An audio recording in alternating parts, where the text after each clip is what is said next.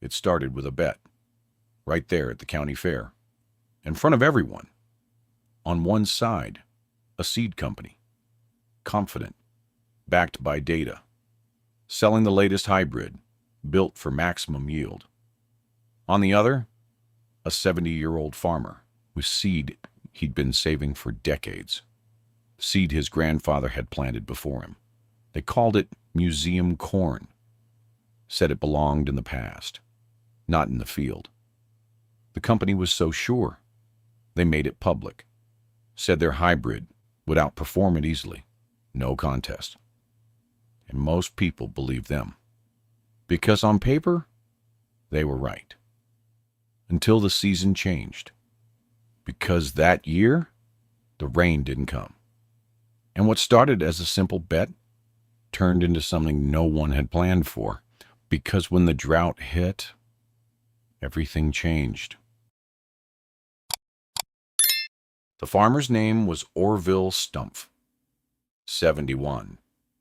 Had been planting the same corn for most of his life, not because it was the best on paper, but because it was the one he trusted.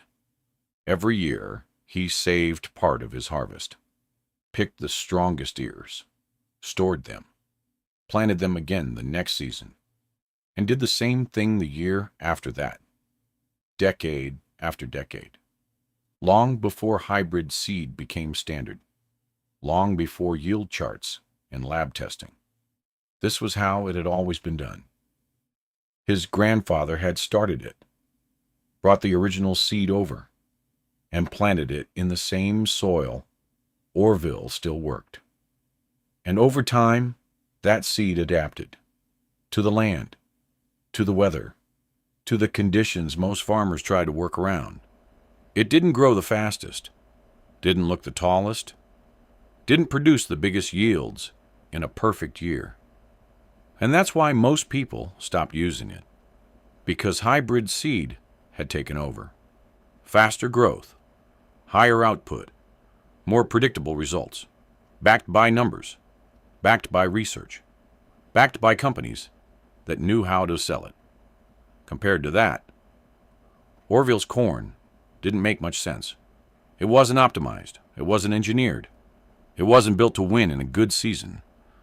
And standing next to the company's hybrid, it showed.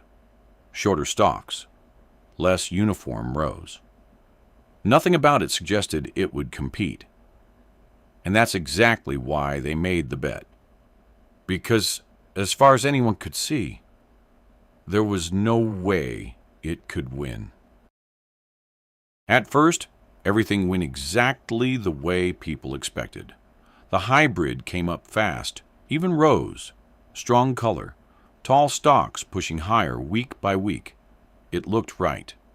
Looked like what modern farming was supposed to produce. Orville's field looked different. The growth was slower, less uniform, shorter. From a distance, it almost looked like it was falling behind. And people noticed. They always do. That hybrid's going to run circles around his. Old seed can't keep up with that. Shouldn't even be a contest. Week after week, the gap seemed to grow, the hybrid field stretching taller, filling out faster, while Orville's corn just kept moving at its own pace. Steady, unimpressive. Nothing about it suggested it would catch up. And by mid-season, most people had already made up their minds. The company was going to win, just like they said they would. Because in a good year, the hybrid always did. But then, the weather changed.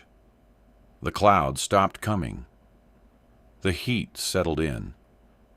And the rain never followed. At first, it didn't look like much. Just a few dry days, then a week, then another. The soil started to tighten, crack. The green in the fields lost some of its depth, but the hybrid still stood tall, at least on the surface, until the heat stayed and the rain didn't return. That's when things started to change. Slowly at first, leaves curling, edges drying out. The tall stalks that had looked so strong began to struggle, because what was above the ground wasn't the problem. It was what was happening below it. The roots. They hadn't needed to go deep in a good year. Didn't have to. Everything they needed had always been close to the surface. But now, that surface was dry, and there was nothing left to reach. Field by field, the hybrids started to show it, not all at once, but enough. Enough for people to notice. Enough for the confidence to fade. And then, someone walked over to Orville's side, not expecting much, just to see how bad it had gotten. But it wasn't worse. It was different. The stalks weren't as tall. The rows weren't as perfect. But the color held. The leaves stayed open. And the ground beneath it had something the other field didn't. Depth.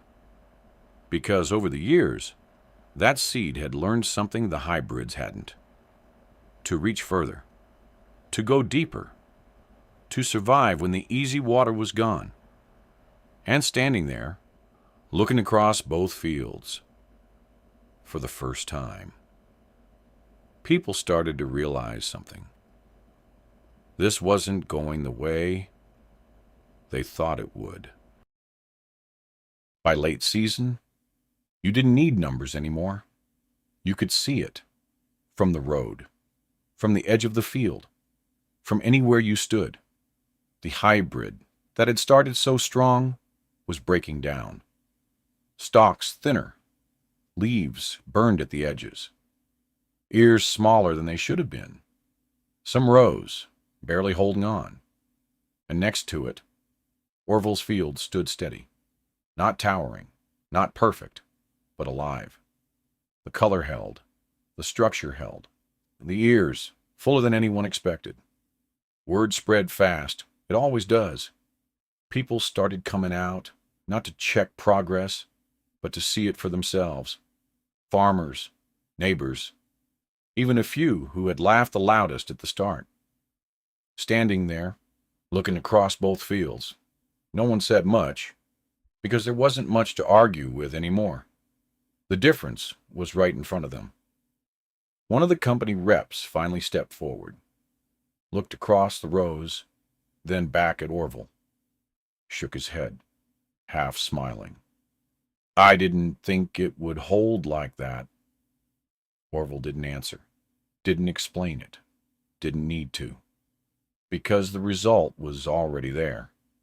And standing in that field, with everything laid out in plain sight, there was only one thing left to understand. The seed hadn't changed. The method hadn't changed. Only the conditions had. And those conditions had decided everything.